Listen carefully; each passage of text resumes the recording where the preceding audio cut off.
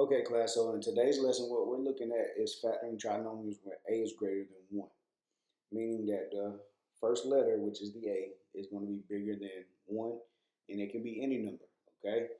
Now, we're going to follow a couple steps similar to what we did when we did a is equal to 1. However, there's a little twist in there. So with step 1, we're going to set up the x.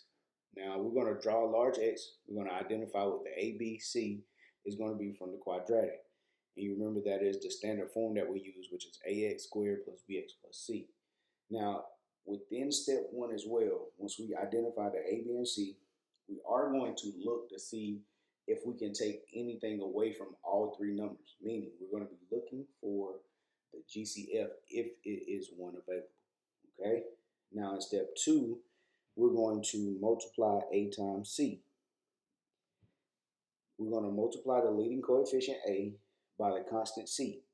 Whatever we get from that, we're going to place that at the top of the x, okay? Step 3 says we're going to place b. We're going to place the coefficient of the middle term, which is the bx, at the bottom of the x, okay? Then step 4 says that we're going to find the numbers. Now, once we do that, we're going to find two numbers that multiply to be the top, but then also either add or subtract to be the bottom, okay? Now, in step 5, we're going to set up our factors. We're going to take those factors that we find in step 4, and we're going to set them up as a fraction, meaning we're going to put whatever the first factor is over a, and then we'll put whatever the second factor is over a as well. And then step 6 says that we're going to take those factors and we're going to simplify that fraction that we just set up. Now, once we simplify that fraction, the main thing, which is the last step, is called bottoms up. And we're going to take whatever's at the bottom of the fraction, we're going to put that in front of the x, and whatever's at the top of the fraction, we're going to put it behind the x, making sure that we keep the sign that is attached with it, okay? Now that we have the steps that we're going to follow, let's go and look at our example. All right, so let's look at example 1. In example 1, we got to factor 3x squared minus 10x plus 8. Now, the first thing we're going to go ahead and do is we're going to identify what is going to be our a, b, and c. So our a in this one is a positive 3, our b is a negative 10, and our c is a positive 8, okay? Now, before we go any further, in this step, we want to see if the three numbers that we got for a, b, and c, because the leading coefficient is bigger than 1, we want to see if we can take something away from that. And what I mean by that is, can we take the greatest common factor of all three numbers? Okay, so in order to check the greatest common factor for the three numbers, what we're going to do is use Desmos. In Desmos, you can type in G, C, D, and then you can put parentheses, and then you can do 3, 10, 8. Now, the only number that all three of them share is 1, so there's no greatest common factor that can be taken out of those three numbers. So with that, what we're going to do is leave the numbers alone, and we're going to go ahead and set up our x. We don't take anything away from them. So now we'll do a times c, which will be 3 times 8, and 3 times 8 is 24. Now that positive 24 will go to the top of our fraction, and then at the bottom of our fractions, we're going to put negative 10, okay? And with negative 10 being at the bottom, now we go get all our factors of 24. So we got 1 and 24. We have 2 times 12, 3 times 8, and 4 times 6, okay? Now once we get that, we need to find which one of those times tables will give us a 10. So to the side, make our little table, goes with it. So if I take 1 and 24 and add it, that'd be 25. If I subtract it, that'd be 23. 2 and 12, if I add it, that'll be 14. If I subtract it, that'll be 10. 3 and 8, if I add it, be 11. And if I subtract it, that'll be 5. And then 4 and 6, if I add it, that will be 10. And then if I subtract it, that'll be 2. Now, if we look at our list here, there are 2 spots where we have 10. Now, because of that, we have to test to see which one will be the best one that we need for our situation. Because we have a positive at the top and a negative at the bottom, that tells me that we need to make sure whatever we get for our two factors that we use must make a negative 10, but still multiply to be a positive 24.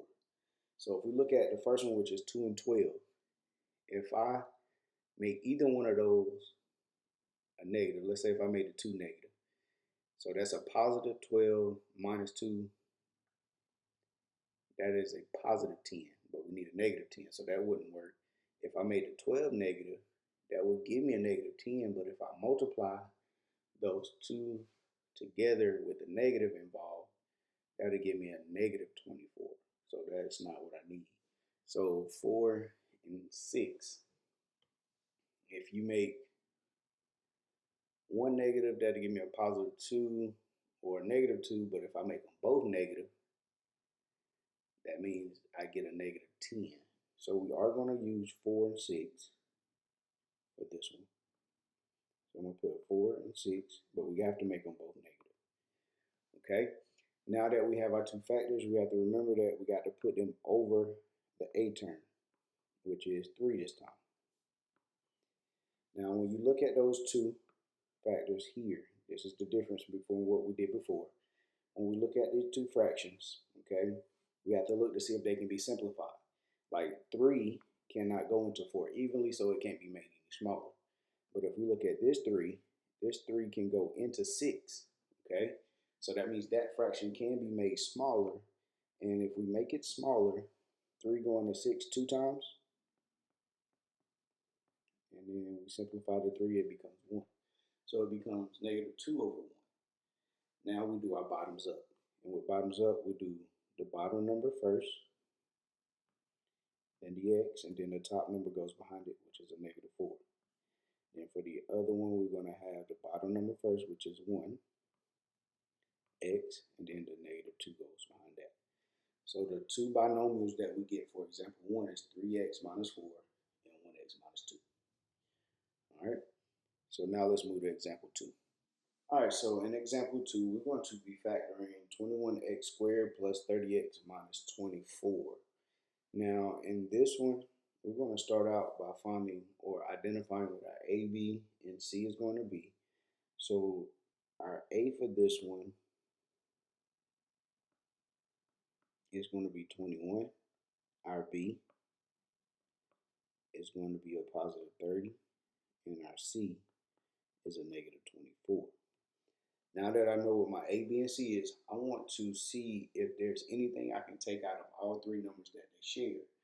And if you look at all three numbers, we can go to Desmos and we can find our GCF. So that's what we want to check before we start to build our x. So if I check my GCF, in Desmos, I'm going to type GCD, and then I'm going to put my parenthesis, and then I'm going to type in 21, comma 30, comma 24. Okay? Now all three of these numbers share 3. And because they share that, that means I can actually take and get my new a, b, and c by dividing all three of these numbers by 3. Okay? So my new a, if I take 21 and divide it by 3, it'll give me, my new one will be 7. My new b, if I take 30 and divide it by 3, it will be 10. And then for my new c, if I take negative 24 and divide it by 3, it will give me negative 8. Okay, so in my x, I'm going to be using my new a, b, and c, which is 7, 10, and negative 8. Now, before I start to fill in my x, I still got to do my a times c, which is going to be 7 times negative 8.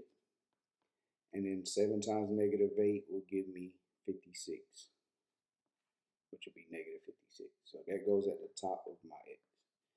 Now I'm going to find everything that I can that will multiply to give me 56. So we're looking at 1 times 56, 2 times 28, 4 times 14, and 7 times 8. Then I'm going to do my plus and minus so I can see which one will give me the bottom of my chart. But now the bottom of my x will be a positive 10.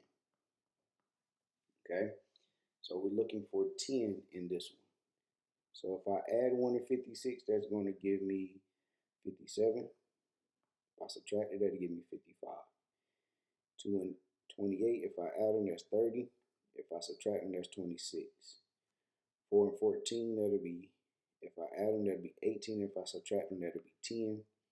7 and 8, if I add them, that'll be 15. And if I subtract them, that'll be 1. So the only one in this list that gave me 10 was 4 and 14. So I'm going to put those over here on the sides of my x. And then at the bottom of each one of those, we'll put my new a value, which is 7. So now let's get our signs, and then we'll check to see if we can simplify. So I need a positive 10, but it also needs to make a negative 54. Now looking at my two numbers, for this one, I'm going to have a positive 14 and a negative 4. Okay? Now, we need to simplify, if we can. So we look at this fraction here, which is 4 over 7. 7 cannot go into 4 evenly, so that fraction will stay the same. Now we look at our other fraction, which is 14 over 7. Now 7 can go into 14, and with it being able to go into 14, that means we can make the fraction smaller. So in order to make the fraction smaller, 7 goes into 14 2 times, and then 7 goes into 7 1 time. Okay? Now we do bottoms up. With bottoms up, we make sure we take the bottom number, put it on the outside. So that'll be 7x. And then the number above that will go behind the x, which is negative 4. Then for my other binomial, the bottom number is 1. So I'm going to put my 1x. And then behind that will be a positive 2. Okay? Now we just have to remember that with these, majority of the times they do not write the 1 in front of the x. But depending on the situation, some programs will take it, some will not. Now, these are the two examples that we're looking at for this lesson. If you have any questions, please don't hesitate to ask.